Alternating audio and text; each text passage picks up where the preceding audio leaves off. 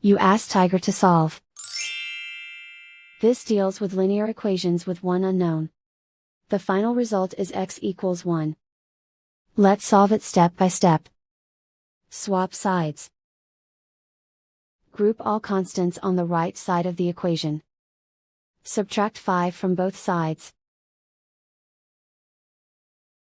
Group like terms. Simplify the arithmetic.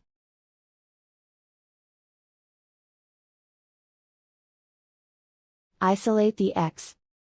Divide both sides by -2. Cancel out the negatives. Simplify the fraction. Cancel out the negatives. Simplify the fraction. And so the final result is x equals 1.